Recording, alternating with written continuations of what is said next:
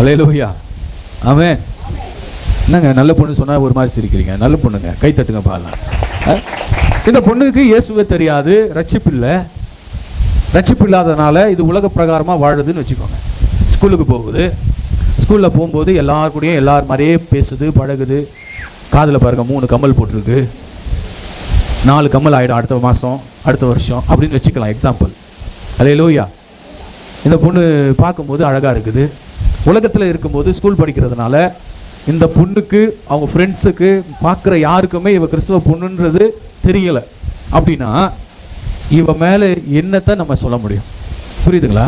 இவ ஆண்டவருடைய பிள்ளைனா இவளுடைய முகம், இவளுடைய பேச்சு, இவளுடைய வாழ்க்கை, இவளுடைய செயல்கள்லாம் எப்படி இருக்கும்னா ஆண்டவருடைய பிள்ளை மாதிரியா இருக்கும். அல்லேலூயா.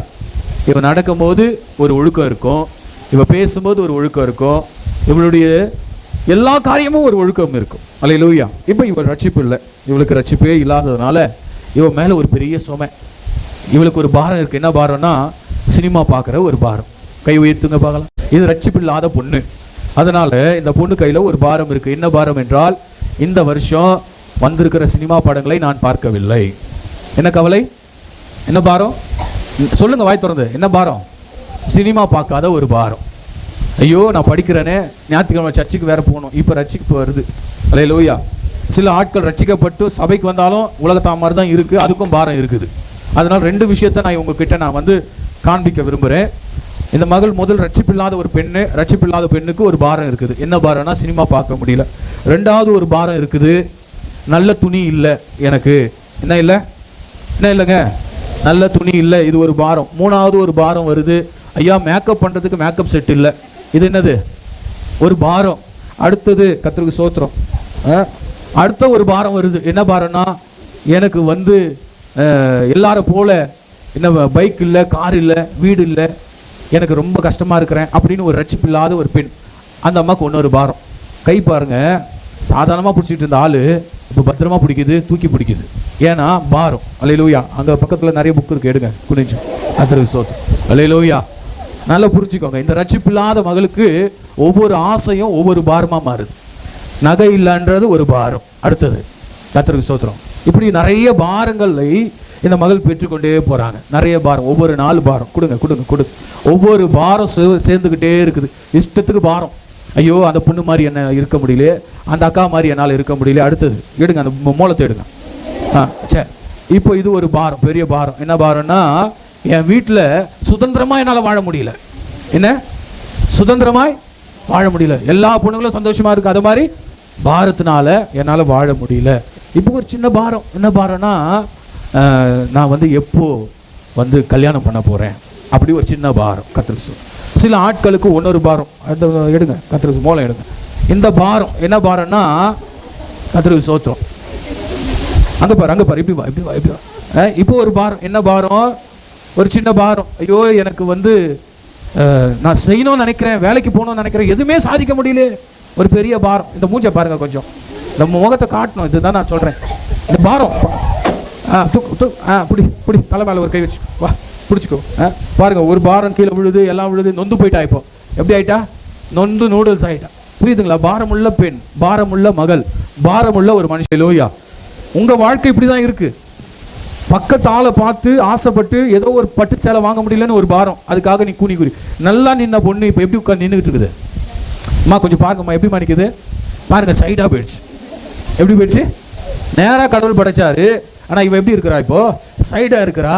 ஏன்னா இவ்வளோ பாரம். எங்கே ஆரம்பித்த பாரம்? எங்கே ஆரம்பிச்சது? சின்ன சின்ன ஆசைகள், சின்ன சின்ன தேவைகள், சின்ன சின்ன எதிர்பார்ப்பு, மற்றவர்களோடு கூட ஒப்பந்தம் பண்ணி அவங்க மாதிரி இல்லை, இவங்கள மாதிரி இல்லை. பாருங்க, விட்டால் கொஞ்சம் நேரத்தில் அழ ஆரம்பிப்பாரு. அப்போ முகம் மாறிடுச்சு, வெறுக்க ஆரம்பிச்சிருச்சு. இந்த இடம்லாம் எலும்பு கை கால்லாம் வலிக்க போகுது. இன்னைக்கு முடிஞ்சாலும் வீட்டில் 2 நாள் லீவ் எடுத்துருக்க போகுது. கர்த்தருக்கு பாருங்க, இவ்வளவு பாரத்தோடு கூட இருக்கிற. ஒன்றும் ஆகாது, பயப்படாதுமா, ஒன்றும் ஆகாது. அல்லேலூயா. இயேசு சொல்றாரு, கர்த்தருக்கு ஸ்தோத்திரம். பாருங்க, நீ கவலைப்படாத, வருத்தப்பட்டு பாரம் சுமக்கிறவளே, நீ என்னிடத்துல வா, நான் உனக்கு இளைப்பாறலை தருவேன். ஒரு பாரத்தை கொடுக்குறா. நீ ஏசுகிட்ட வான்னு சொன்ன உடனே இவன் ஏசுகிட்ட வரணும். வாமா, வச்சுக்கிட்டே வா, கொஞ்சம் ஆமாம் நடந்து வா, முன்னாடி வா, இங்கே வா. சொல்றது புரியுதா இல்லையா? இப்போ நடந்து வரும்போது ஆண்டவரை தேடுகிற போது அந்த வார்த்தை அவளை பலவீனத்திலிருந்து விடுதலை ஆக்குறது. அல்லேலூயா. சாய்ந்து முடியாமல் நிற்கிற இவள் வாழ்க்கை கொஞ்சம் பலன் வருது, ஆண்டவரை தேடும் போது எப்படிப்பட்ட பலன்? இப்படி இருந்த நான் இப்படி ஆனேன். அல்லேலூயா. எப்படி இருந்த நான் சொல்லுங்க பார்க்கலாம். பலவீனம், ஆசை, கடன், எதிர்பார்ப்பு என்னை பின்னோக்கி தள்ளியது. பார சுமைகள், வருத்தம் என்னை பின்னாடி தள்ளியது, என்னை எழும்ப பண்ணவில்லை. இயேசு சொன்னார், வருத்தப்பட்டு பாரம் சுமக்கிறவளே நீ என்னிடத்துல வா. இவ இயேசு கிட்ட வந்த உடனே ஒரு பாரமாய் கர்த்தர் என்ன பண்ணுகிறார்? எடுத்துக்கொண்டே இருக்கிறார். கை வைத்து அல்லேலூயா சொல்லுங்க. அல்லேலூயா சொல்லுங்க. அல்லேலூயா சொல்லுங்க. பாருங்க, இப்போ எல்லா வெயிட்டையும் இந்த அம்மா என் கையில கொடுத்துட்டான். எல்லா வெயிட்டையும் என்கிட்ட கொடுத்துட்டான். இப்போ அத்தனை வெயிட்டை நான் பிடிச்சிக்கிட்டு இருந்தா நான் என்ன ஆகுறது? அவளுடைய சுமை என் மீது வைத்து விட்டான். நீங்க இப்போ எக்ஸாம்பிள் இப்போ வச்சுக்கோங்க, இவளுடைய பாரத்தை இவங்க அப்பா மேலேயோ இவங்க அம்மா மேலேயோ சகோதரன் மீது வைத்து விட்டால் இவ ஃப்ரீ ஆகிறதுக்காக. சில ஆட்கள் இப்படிதான் சபையில இருக்கு. பாரத்தெல்லாம் என்ன பண்ணும்? கடனை வாங்க அம்மா மேல வச்சிடும், கடனை வாங்க அப்பா மேல வச்சிடும், எதிர்பார்க்க ஏதாவது ஒன்று செய்யும், நீ தான் செய்யணும், நீ தான் பொறுப்பு, புருஷன் மேல வச்சிடும். அப்ப இந்த பாரத்தை எல்லாம் ஒரு கணவன் சுமக்கிற போது அவன் எப்படி ஆவான்? அவனும் பலவீனனாய் மாறுகிறான். அல்லேலூயா. ஒரு மனைவி மேல அந்த பாரத்தை வைக்கிற போது, ஒரு கணவன் அந்த சுமையை வைக்கிற போது, அந்த கணவனுடைய சுமை மனைவி மேல இருக்கிற போது அது பாரமாய் இருக்கிறது. அல்லேலூயா. எப்போ இவங்களுக்கு முழு விடுதலை வருமானால், இவர்கள் இயேசு கிறிஸ்துவின் வார்த்தையை கேட்டு வருகிற போது இவங்க விடுதலை ஆவாங்க. ஒரு அம்மை சொல்லுங்க பாக்கலாம். வா, நடந்து வா, நடந்து வா. Praise lord. அல்லேலூயா. ஆண்டவர் சொல்றாரு, வருத்தப்பட்டு பாரம் சுமக்கிறவளே என் பின்னாடி என்ன பண்ணு? என்னிடத்துல வா, நான் உனக்கு.